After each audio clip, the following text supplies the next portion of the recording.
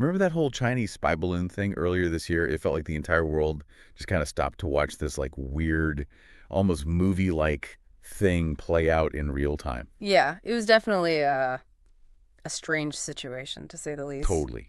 So bizarre. And, as Niblet lays out in his book, The New Cold War, that balloon, it was more than just some crazy news story. It was like this small, almost tiny little symptom of this much, much bigger, much more tense situation that's kind of brewing globally, right? Yeah. And that is exactly why we are here doing this deep dive today. We're going to use your excerpts from Niblet's book to try to figure out like what this all means, this new world order, because this isn't some like History Channel special. Right. This is about like really understanding the forces that are shaping literally the world around us today, right Yeah. now, and what it means for you listening. Exactly. Yeah. The dynamic that we're seeing now between, let's say, the US and China, it's completely different from the Cold War that a lot of us, grew up hearing about. Yeah, the one with the Soviet Union, right? Like I Yeah. remember my teachers just describing it as this mostly military kind of standoff. These two like massive superpowers, each with their own territories and their own Fresh. allies, almost Oh. like a huge game of chess,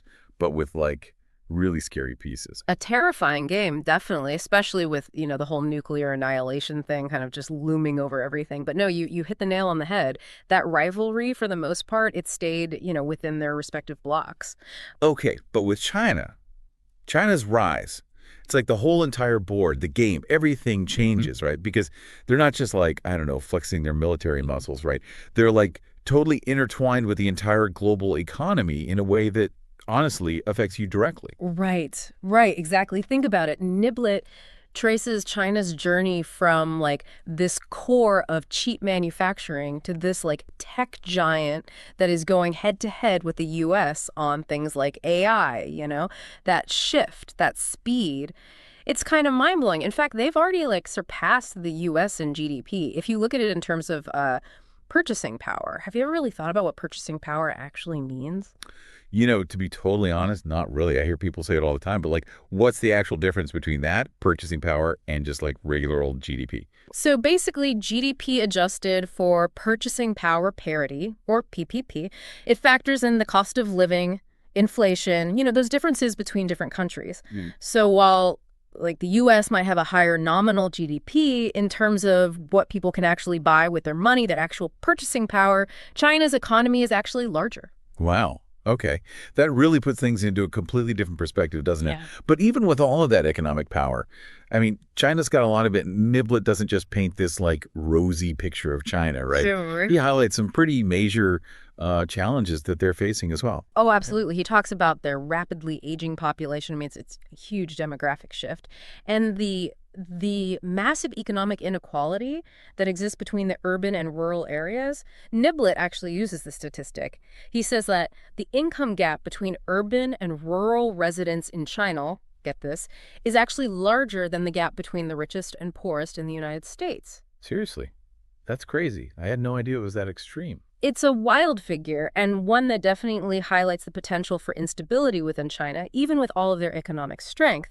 And then on top of that, let's not forget about their dependence on, foreign resources to fuel that growth. Niblet actually uses this analogy.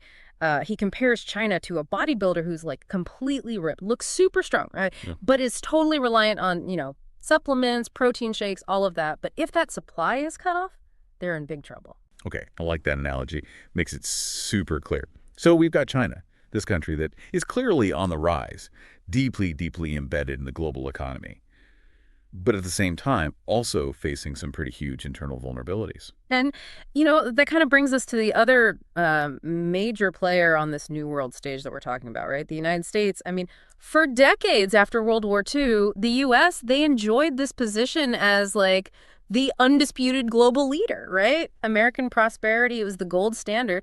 And it really did seem like for a while there that the benefits, they kind of trickled down everywhere. Yeah, like that whole American dream thing, this idea that like anyone, anywhere could make it if they like worked hard enough. Right. Exactly. But as Niblet shows in the book, that perception, that feeling, it shifted. And not just because of like what politicians are saying, he digs into how globalization, yeah, it created a lot of wealth, but it also created some really, really clear winners and losers, even within the U.S. itself. It's interesting you say that because I was actually just reading this article the other day about it was a town in the Midwest, and it used to be this huge manufacturing hub, tons of jobs, and now like almost all of those jobs are totally gone, outsourced, overseas.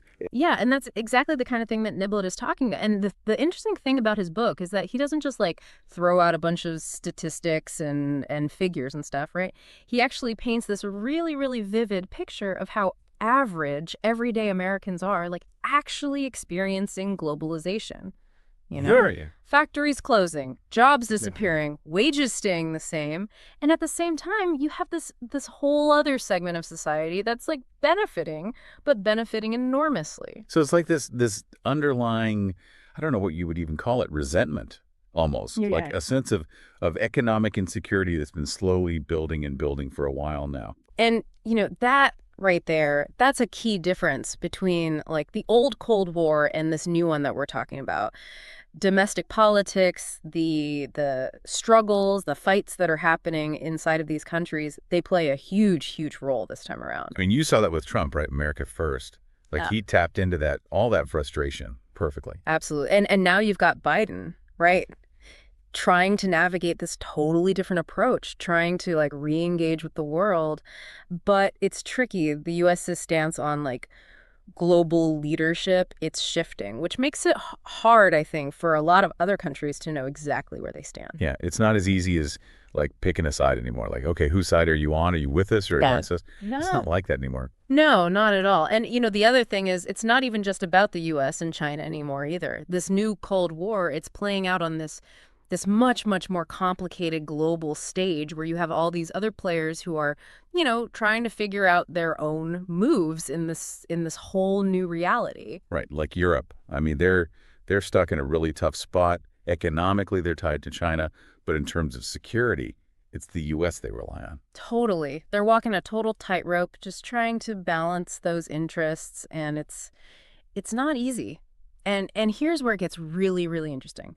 Niblet talks about how the what he calls the non-aligned countries, they're actually gaining a lot of power in this whole New World Order thing. Non-aligned. Wait, you mean like countries that weren't on a side during the last Cold War, like Mhm. they weren't with the U.S. or the Soviet Union? Exactly. Yeah. Right. Back then, a lot of countries, they were basically told they had to choose a side. But Mm. now, nations like India, Brazil, a lot of countries in Africa, they're just not interested in being pawns in somebody else's game anymore. Right. They're like forging their own paths, making their own deals, which, I mean, that creates a ton of opportunity, but also a ton of challenges too. Yeah, opportunities because there's all this potential for cooperation. Yeah. Right? Like working together to actually solve global problems.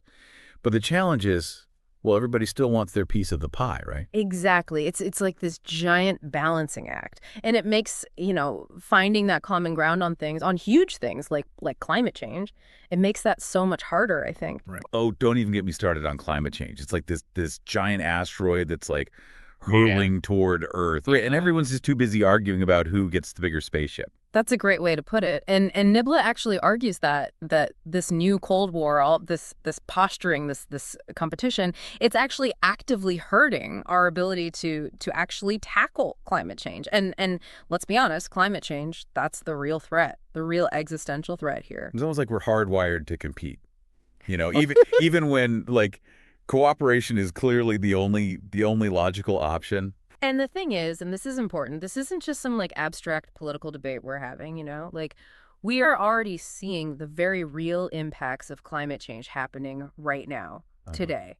Resource scarcity, mass migration, political instability. This is real world stuff. Yeah. Real world consequences, and it affects every single one of us, not just the politicians making the decisions. It's like that old saying, right? We're all in the same boat, except in this case, you've got half the people on the boat arguing about who gets to steer while the whole thing is like rapidly taking on water. It really is. And it makes you wonder, what role can these big institutions, these global institutions like the UN, what role can they even play in all of this? They were designed for for a very different world with a very, very different set of challenges. See, that's what worries me. Can the UN or really any global institution for that matter, I mean, can they actually adapt to function in this new world order? It's the question, isn't it? It's a huge question.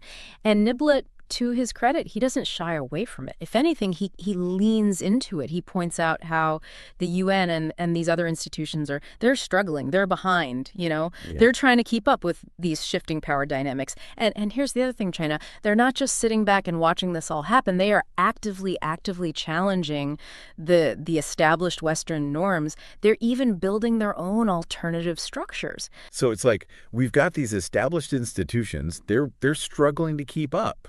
Right? And then at the same time, you've got China who's like creating their own systems. It kind of feels like a recipe for, I don't know, global gridlock. Like what happens if we need everybody on board, like coordinated action to solve a problem, but nobody can even agree on who's setting the rules? That's the million-dollar question, right? And the thing is, these big global challenges, they're not exactly waiting patiently for us to like sort out all our differences. Climate change being, I think, most urgent, most obvious example. Exactly. So what does Niblet even suggest we do? Like, how do we even begin to wrap our heads around this new world order, this new Cold War? Honestly, it feels big, like really, really overwhelming. I totally get it. I get that feeling of being overwhelmed. But Niblet, actually, he stresses something really, really important, I think. He says that even small actions, the even individual choices that we make, they can have a ripple effect. Okay, now you've got me intrigued. Give me an example of one of these like ripple effects in action. Let's think about like your everyday life, right? So you're at the store, you're about to buy something, anything, right? Do you ever stop and think about where it was made? Like, where did this thing actually come from? What about like the labor practices of that company, the company that made it? Those choices that you're making, they might seem small, right? But they all feed into these much, much larger economic forces that are literally shaping, you know, this new Cold War that we're talking about. So you're saying by being more conscious consumers, just more aware of what we're buying and where it comes from, we can actually exert some kind of influence, even if it feels like a tiny, tiny drop in a massive ocean. Yes, precisely. And it's not even just about like, you know, buying local or boycotting certain brands. It's just about being informed, like actually understanding those complex, kind of crazy supply chains that connect like literally all of us on this planet, right? It's about asking questions, demanding more transparency from the companies that we're supporting with our wallets. You mentioned transparency there, and it makes me think we should be demanding that same transparency from our governments too, right? I mean, they're the ones who are negotiating these huge trade deals and forming alliances and, you know, all this stuff that really impacts, like directly impacts this new Cold War landscape. 100%. Informed citizens, people who are engaged and who are actively holding their elected officials accountable. I mean, that is so vital for any healthy democracy, especially today, right? In this age of, I don't even know what to call it, information overload, where disinformation, propaganda, it's everywhere. You know, we can't just passively accept the narratives that are being fed to us. We have to be like critical thinkers. We have to seek out like diverse perspectives and then, you know, fact check. It's such a good point. It makes you realize like this new Cold War, it's not just being fought on some like faraway battlefield or in some like high-level boardroom somewhere. It's playing out in the minds of people, like all of us. It's this battle for hearts and minds, for who gets to control the narrative. Exactly. And whether we realize it or not, we are active participants in that battle, not just some passive observers, you know? The information we consume, the opinions that we form, the conversations we're having, they all matter. So then where do we go from here? How do we even begin to like find our place, find our footing, figure out what we can actually do in this massive, complex, constantly shifting world? Does Niblet give any, I don't know, practical advice? Yeah, he actually offers like a framework. I find it actually really, really helpful. And the first thing he talks about is what he calls strategic patience, which I love that phrase. Because it's true, right? This new Cold War, this isn't some problem we're going to solve overnight. It's a Yeah. marathon, not a sprint, right? It's about playing the long game, making smart strategic moves over time to try to shift things in a more positive direction. I like that a lot. Don't burn yourself out trying to fix everything at once. Think long term. What else? He really emphasizes the need to strengthen democracies around the world, to find common ground, work together to reinforce the the institutions, the values that we believe in, right? And this is important. That goes way beyond just governments, you know? This is about like individuals connecting with like-minded people, building communities, supporting organizations that are working toward those shared goals. Correct. And he also talks about like using smart economic tools, right? Yeah. Basically, finding ways to kind of disentangle our economies to an extent from those that threaten those values that we're talking about, Yeah. but doing it strategically, right? Not just like completely kidding everybody off. Exactly. Finding that balance, right? We can be competitive without falling into that trap of what's it called zero sum thinking, where it's like one side's win is automatically the other side's loss. I mean, that kind of thinking, that's what got us into this mess in the first place, you know? It's a tall order for sure. Yeah. No easy answers. Yeah. Niblet's book really, I think it opened my eyes to just how much is at stake with this whole new Cold War thing. Yeah. I hope our listeners, I hope they get that same sense of urgency, you know. Yeah, and more than that, I hope they come away from this feeling empowered, like empowered to act. We might not be able to control everything about this new world order that's forming, but we're not powerless either, right? We can make informed choices. We can demand that transparency that we were talking about. We can engage in thoughtful dialogue, and we can absolutely refuse to be passive bystanders. Like every little bit, every action, it counts. It all adds up. You know, that's a great point to end on, actually. Look, this whole conversation, this deep dive, it's definitely a lot to process. But there's one thing I want you to really take away from this. It's that even in the face of like truly enormous, like global challenges, your choices, they matter. The future is not like preordained. It's not set in stone, right? It's something that we're all creating together every single day. And honestly, I think that is both a huge responsibility, but also an incredible opportunity.